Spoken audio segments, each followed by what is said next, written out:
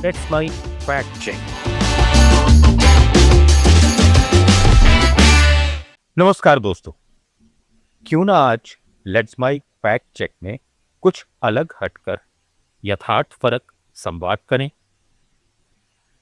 आज जब दुनिया तीसरे विश्व युद्ध के मुहाने पर खड़ी है, क्या हम सोच भी सकते हैं कि पहले और दूसरे विश्व युद्ध से जख्मी दुनिया के तमाम मुल्क सुकून की तलाश में कुछ भी कर गुजरने को तैयार थे। अलबत्ता कुछ मुल्क ऐसे थे जो सीधे आलमी जंग में शामिल नहीं थे, लेकिन एक अलग चुनौती से जूझ रहे थे। बरतानिया हुकूमत का कभी अस्त नहीं होने वाला सूरज ढलान पर था, तो आजादी में उगने वाली कोपलें तमाम झंझावात के बावजूद एक ऐसा दीप बनकर रोशन होने लगी थीं जो सूरज को रोशनी दिखाने की कुव्वत रखती थी। भारत भी उनमें से एक था। दो ध्रुवों में बटी दुनिया में नए नए खुद मुख्तार आजाद हिंदुस्तान की बागडोर थी पंडित जवाहरलाल नेहरू के हाथ में। पढ़िए, गुनिए, उपलब्ध दस्तावेज बताएंगे और सब कुछ खोल कर रख देंगे। वजह यह कि तब न सोशल मीडिया था, न व्हाट्सएप यूनिवर्सिटी। हर टिप्पणी लिखित होती थी।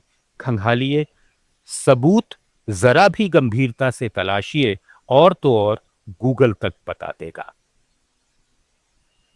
बहरहाल 1950 के दशक की शुरुआत में दुनिया एक बार फिर ऐसे मोड़ पर थी जहां तीसरे विश्व युद्ध का खतरा पूरी तरह सामने दिखाई दे रहा था। कोरिया दो हिस्सों में पड़ चुका था। उत्तर कोरिया, जिस पर सोवियत संघ और बाद में चीन का प्रभाव था, और दक्षिण कोरिया, जो अमेरिका और उसके सहयोगियों के समर्थन में खड़ा था। 25 जून 1950 को उत्तर कोरिया की सेनाओं ने दक्षिण कोरिया पर हमला किया और देखते देखते कोरिया युद्ध शुरू हो गया। संयुक्त राष्ट्र ने दक्षिण कोरिया की मदद के लिए हस्तक्षेप करने का फैसला किया और अमेरिका के नेतृत्व में बहुराष्ट्रीय सेना कोरियाई प्रायद्वीप में उतर गई। दूसरी तरफ उत्तर कोरिया के पीछे सोवियत संघ था। जब उत्तर की सेनाएं पिछड़ने लगीं, तो चीन ने खुलकर हस्तक्षेप किया और लाखों सैनिक कोरिया भेजे। युद्ध कुछ ही महीनों में इतना फैल गया कि कभी दक्षिण लगभग पूरा उत्तर कोरिया तक पहुंच जाता, कभी उत्तर और चीनी सेना दक्षिण कोरिया पर भारी पड़ जाती। ये संघर्ष सीधे सीधे अमेरिका बनाम चीन सोवियत की टक्कर में बदल रहा था। भारत तब नया नया आजाद हुआ ही था, लेकिन उसके पहले प्रधानमंत्री पंडित जवाहरलाल नेहरू अंतर्राष्ट्रीय राजनीति में एक अलग पहचान बना चुके थे और आजादी के बाद एक नया रास्ता तलाश रहे थे। न वे किसी सैन्य गुट में शामिल होना चाहते थे और न किसी एक महाशक्ति के खेमे में खड़े होना।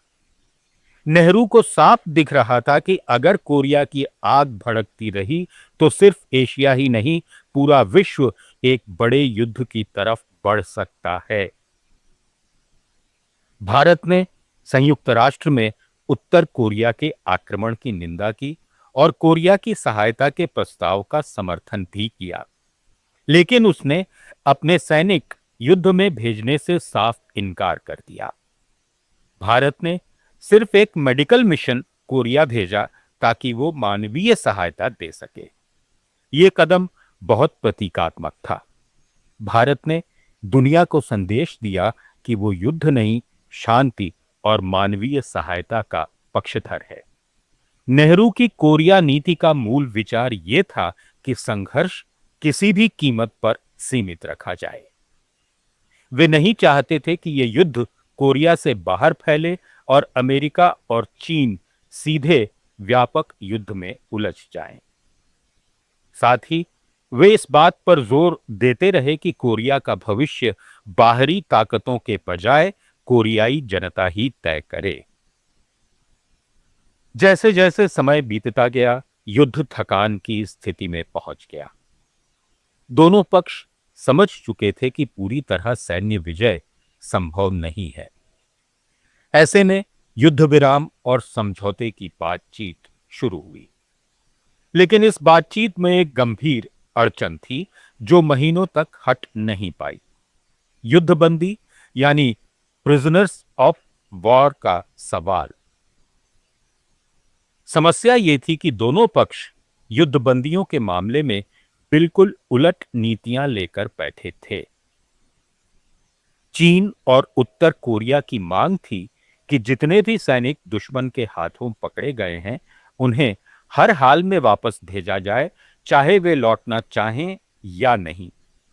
उनके लिए यह राष्ट्रीय प्रतिष्ठा और नियंत्रण का सवाल था। दूसरी तरफ अमेरिका और संयुक्त राष्ट्र का तर्क था कि जिन सैनिकों को अपने देश लौटने से डर लगता है या जो विचारधारात्मक कारणों से वापस नहीं जाना चाहते, उन्हें जबरदस्ती भेजना मानवाधिकार के खिलाफ होगा। इसलिए वे स्वैच्छिक वापसी के सिद्धांत पर जोर दे रहे थे। हजारों युद्धबंदी, खासकर कुछ उत्तर कोरियाई और चीनी, वापसी से डर रहे थे। उन्हें आशंका थी कि अगर वे अपने देश गए तो उन्हें देशद्रोही घोषित कर दिया जाएगा, जेल या मौत उनका इंतजार करेगी। यही मुद्दा पूरी बातचीत का सबसे बड़ा रोड़ा बन गया। हथियारबंद टकराव रुका रहा, लोग मरते रहे, लेकिन समझौते की मेज पर सिर्फ एक सवाल अटका रहा, इन युद्धबंदियों का क्या होगा। यहीं से भारत और नेहरू की भूमिका निर्णायक रूप से सामने आती है। संयुक्त राष्ट्र में भारत के प्रतिनिधि और नेहरू के करीबी सहयोगी वीके कृष्ण मेनन ने 1952 में एक विस्तृत प्रस्ताव तैयार किया, जिसे बाद में इंडियन रेजोल्यूशन ऑन कोरिया के नाम से जाना गया। इस प्रस्ताव की आत्मा यह थी कि युद्धबंदियों के लिए न पूरी तरह जबरदस्ती हो, न पूरी तरह किसी एक पक्ष की शर्तें। समाधान तटस्थ और मानवीय हो। भारतीय प्रस्ताव में कहा गया कि युद्धबंदियों की वापसी का आधार स्वैच्छिक होना चाहिए। जिन सैनिकों को अपने देश लौटना है उन्हें लौटाया जाए, लेकिन जो वापस नहीं जाना चाहते उन्हें जबरदस्ती भेजना उचित नहीं होगा। इन सभी युद्धबंदियों को पहले एक तटस्थ आयोग के हवाले किया जाए, जिसे न्यूट्रल नेशंस रिपाट्रिएशन कमीशन यानी एनएनआरसी कहा गया। इस आयोग में ऐसे देश हों जो खुद युद्ध में शामिल न हो, जैसे स्विट्जरलैंड, स्वीडन, पोलैंड, चेकोस्लोवाकिया वगैरह वगैरह, और इस पूरे तंत्र की अध्यक्षता भारत करे। योजना ये थी कि युद्धबंदी कुछ समय के लिए तटस्थ निगरानी में रहेंगे। उन्हें दोनों पक्षों की बातें सुनने, प्रचार सामग्री देखने, अपने भविष्य पर विचार करने का समय दिया जाएगा। ये अवधि खत्म होने के बाद उनसे फिर पूछा जाएगा कि वे कहां जाना चाहते हैं, अपने मूल देश वापस, विरोधी पक्ष के पास, या किसी तीसरे तटस्थ देश में बसना चाहते हैं। जो साफ साफ किसी एक विकल्प को चुनेंगे उन्हें उसी के अनुसार भेजा जाएगा। इस प्रस्ताव को स्वीकार करवाना आसान नहीं था। पश्चिमी देशों को संदेह था कि भारत कहीं कम्युनिस्टों के प्रति नरम तो नहीं है। वहीं सोवियत संघ और चीन को लगता था कि भारत कहीं पश्चिम के ज्यादा नजदीक तो नहीं खड़ा है। इन संदेहों के बीच कृष्णा मेनन ने लगातार शटल डिप्लोमेसी की। वे अरब एशियाई देशों से बात करते, कॉमनवेल्थ देशों को समझाते, अमेरिका और ब्रिटेन के प्रतिनिधियों से मिलते और साथ साथ सोवियत और चीनी प्रतिनिधियों तक संदेश भेजते। 1952 में भारतीय प्रस्ताव को संयुक्त राष्ट्र महासभा में व्यापक समर्थन मिला। विरोध और संशोधन के बावजूद धीरे धीरे सभी पक्षों ने यह महसूस किया कि यही एक व्यावहारिक रास्ता है जिससे युद्धबंदियों के मुद्दे को सुलझाया जा सकता है। यही प्रस्ताव आगे चलकर कोरिया युद्ध विराम का आधार बना। मार्च 1953 में सोवियत नेता जोसेफ स्टालिन की मौत ने अंतर्राष्ट्रीय राजनीति की हवा कुछ बदल दी। नया सोवियत नेतृत्व कोरिया युद्ध को लंबा खींचने के मूड में नहीं था। चीन भी समझ चुका था कि लगातार युद्ध उसकी अर्थव्यवस्था और समाज पर भारी पड़ रहा है। इसी माहौल में भारत का प्रस्ताव स्वीकार्य होने की संभावना बढ़ी। इसके बाद गहन बातचीत का दौर चला। भारतीय फॉर्मूले और अमेरिकी प्रस्तावों में छोटे छोटे संशोधन किए गए, भाषा पर सहमति बनाई गई और आखिरकार 27 जुलाई 1953 को कोरिया युद्ध विराम समझौते यानी कोरियन आर्मिस्टिस एग्रीमेंट पर हस्ताक्षर हो गए। कोरिया में गोलियां शांत हुई, मोर्चे लगभग वहीं जम गए जहां आज उत्तर और दक्षिण कोरिया की सीमा है और एक डीमिलिटराइज्ड जोन बनाया गया जो आज भी दुनिया के सबसे सख्त सैन्य सीमा क्षेत्रों में से एक है।